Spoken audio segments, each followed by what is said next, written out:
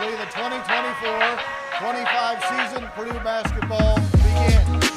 The opponent for game one, Texas A&M Corpus Christi.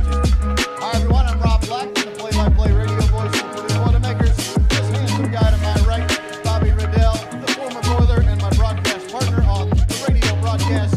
And to my left, an equally handsome man, Chris Forman, our sports information director and communications guru for Purdue men's basketball. Man, we have a lot to cover, but only a few minutes to do so. So let us work quickly. Ridell, this team looks a little different than the team that last year won 34 games, went all the way to the national championship game, won the Big Ten with a 17-3 overall record, and quite frankly, smashed pretty much every record in the history of the school's record book in men's basketball. Mainly, no Zach Keady. He's in Memphis. With that said, how good can this team be this year with a new look Boilermaker club?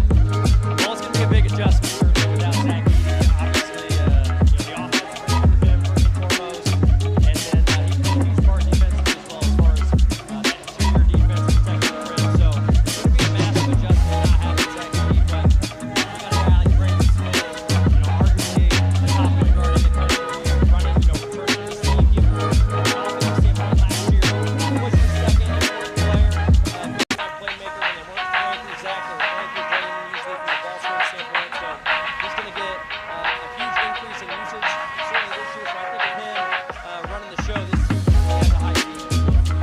Brandon Smith, preseason Big Ten Player of the Year, just as Zach Keady was last year. Of course, Zach would go on to win that award among many others. Bob mentioned Braden being maybe even more active in this year's offense. Think about this. Last year, as you well know, Purdue was second in the country in ball screen offense. Normally, it was Braden Smith with Zach Keady. Do you see that changing this year? Does Purdue still stay a ball screen team? And so, if Purdue is a heavy ball screen team, who's the guy setting the screens this year for Braden? Yeah, Braden's just too talented in ball screens, I think, for them to go away from that. He's really good, whether it's coming off looking to shoot for zone offense or facilitating for others, whether that's spraying it out to shooters or, finding that guy diving to the basket. It was Zach, of course, last year all the time. I think this year, Traykoff and Wren is going to be that guy involved in the ball screen the majority of the time. And he's a different player than Zach Keady. He's a little bit more mobile. He's got more of that touch in the mid-range. Can put the ball on the floor a little bit. When it was Zach diving, you're basically trying to hit Zach at the rim for a lob or either a catch and a finish. Trey, you can hit more in that short roll area where then he can either put the ball on the floor or he can then make that next play as far as spraying out to shooters or maybe shooting that mid-range little floater. And so it's going to be a different dynamic, I think, in the ball screen. Defenses, I'm sure, will defend us differently because Zach and his gravity, his size, isn't diving to the rim this year compared to it was last year. So it's going to be a different look from a ball screen standpoint, but I still think the quantity will still be there. All right, Chris Forman, this team returns 46% of its scoring from last year, 43% of its rebounding, which means Purdue has to find production from some new faces to fill those voids. What we've seen in the first two preseason games, Jakari Harris in the starting lineup, the true freshman from Atlanta, Daniel Jacobson in the starting lineup, the true freshman from Chicago, and C.J. Cox playing a whole lot of minutes as a backup, the young man from the Northeast. It appears early that those three freshmen are ready to go here and at least contribute right away. Yeah, they're going to get thrown into the fire pretty quickly here. Tonight in the season opener, they've already played against Creighton and Grand Valley State, and they played very well. Jakari Harris and C.J. Cox in the backcourt have played about 70 minutes combined and have 0 turnovers against two teams that get after it pretty good, Creighton and Grand Valley State. So those backcourt guys are going to play a lot of minutes. Daniel Jacobson, as tall as Zach Keady was, not quite the same build, about 70 pounds lighter, 60 pounds lighter. So he's a little slight. He can stretch the defense some, can shoot the three. He made one against Creighton. He's going to be dependent on getting to the rim, a lot of dives. Defensively, he's going to have to really affect a lot of shots at the rim, but he's going to play a lot of minutes. And then don't count out Raleigh Burgess either. He's a guy up in the air about whether he was going to redshirt or not. It appears he's not going to, but really skilled 6'11" guy that can stretch the defense, so he might get some minutes as well. Yeah, kind of breaking news there. We believe that indeed Raleigh Burgess is not going to redshirt. We do know for certain that Jack Benter, the freshman from Brownstown, is going to redshirt, and so is Aaron Fine, the freshman walk-on from Noblesville. those two have been, it's been confirmed from the head coach that those two are definitely going to redshirt. Bob Ridell, question for you. Now that's a tough one, be ready. Last season, Purdue was second in the country in three-point shooting percentage. Last season, Purdue was second in the country in rebound margin. This year, which one of those two statistics will Purdue be equally as good at, if not even better? Rebounding or three-point shooting? Well, it's certainly going to be tough to be even as good or better in those margins, considering those numbers you said. That team last year really leading both categories. But from a shooting standpoint, I still see a lot of those same guys who shot high percentages on last year's team back on this year's team. So if I have to go with that, I got to go with the three-point shooting because that old rebounding, Zach Keady played a pretty big role in that, and he is no longer here. Yeah, he gobbled up a few of those rebounds for us when we needed them, that's for sure. I don't want to do the directing, that's not my job, but I'm going to do some directing here for our cameramen. Hopefully we can get a good look at what's at a banner that's not yet hung. But it will be hanging here in just a little bit. This is a 6 o'clock tip-off tonight. If you're watching this and coming to the game, please try to be in your seat by 5:45 because later this evening we will be unveiling the Final Four banner that will represent the 2024 run to the Final Four last year in Phoenix. You get a good look here at what it doesn't look like yet, but what it's all rolled up like a scroll. It'll be unveiled right before tip-off. How cool is that going to be, Chris?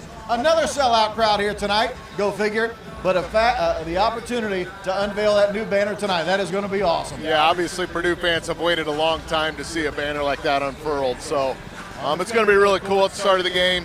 It kind of puts an end to last season and, a bridge to this season, so, we were all part of that run and how special it was, so just another chance to kind of look back at. We'll play a video on the video board before the game. I know TV's going to kind of broadcast it. They're going to go on at about 5:55 to broadcast it. So it's going to be really cool just to see that back up there. Once that gets unfurled, though, let's start focusing on this year and start preparing for the upcoming season. And it will be another difficult season. Last year, Purdue's strength of schedule, according to Ken Palm, was second in the country. Think about that. Purdue went all the way to the national championship game, playing the second toughest schedule in the country. This year, there don't look to be any easy games on that schedule either. Tonight, we mentioned a sellout, 74th straight sellout at Mackey Arena, and all the games this year are sellouts, so we will add to that total this season as well. 74 straight sellouts. Again, we'll start adding to that as we go along throughout the season. All these cool stats I got to throw out now because I don't know how much longer they're going to last. The sellout streak I feel pretty comfortable about. But Bob, you and I know this. The last time Purdue lost a game in November was Zach Edey's freshman year down in Florida, the COVID year. Bob and I didn't even go to the game. We had to call the game off monitors here in West Lafayette. That's the last time we lost a game in November, a real game, a regulation game. Truly incredible, the streak Purdue's on from a non-conference standpoint.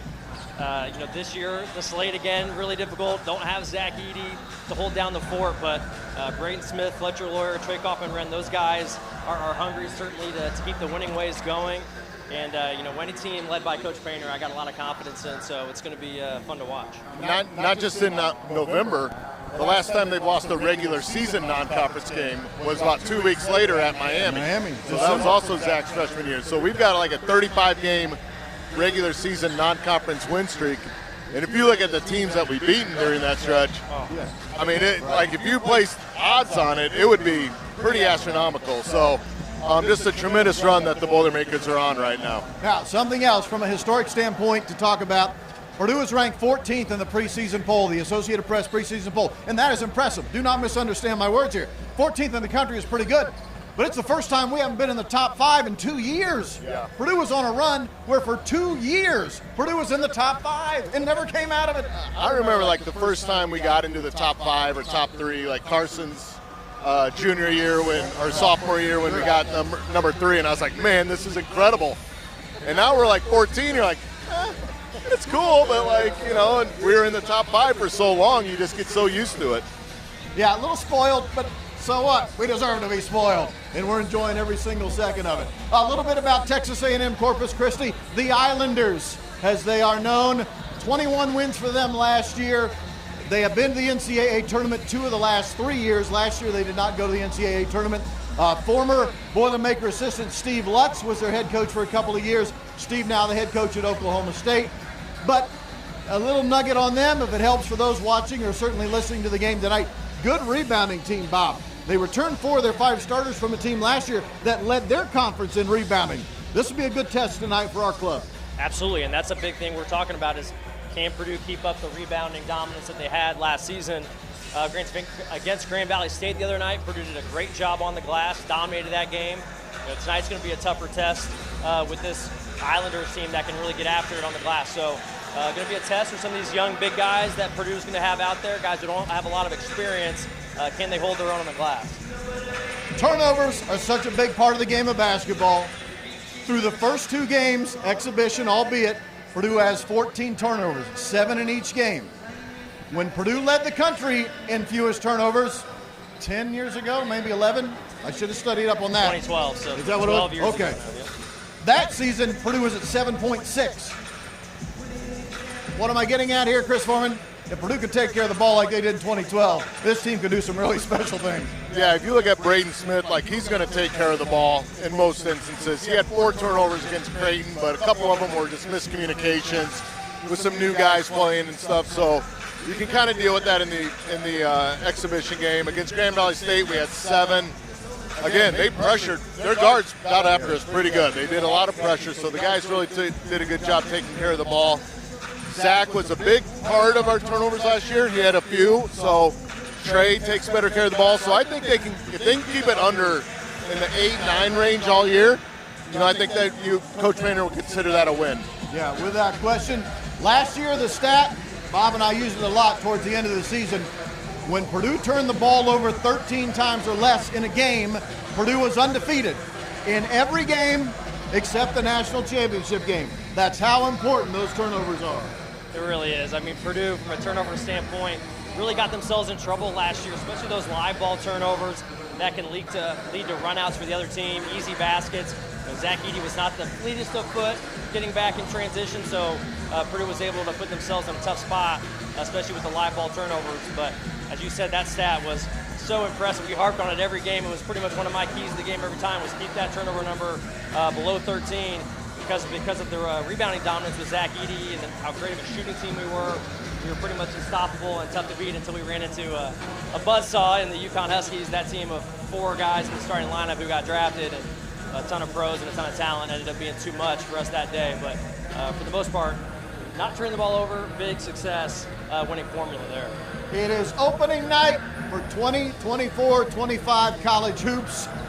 At 5:55 roughly tonight, we'll put to bed the 2024 season when we unveil the banner for a Final Four run, and then we officially turn the page to this new college basketball season. Our 14th ranked Boilermakers taking on Texas A&M Corpus Christi. We thank you for joining us tonight, and we hope to see you at Mackey Arena later this evening as part of our sold-out crowd. For Bobby Ridell, for Chris Forman, for McCarty, who's behind the scenes, Corey behind the scenes, I'm Rob Blackman. Hey, let's start this thing off on the right foot tonight. What do you say? Boiler up, hammer down, and hail Purdue.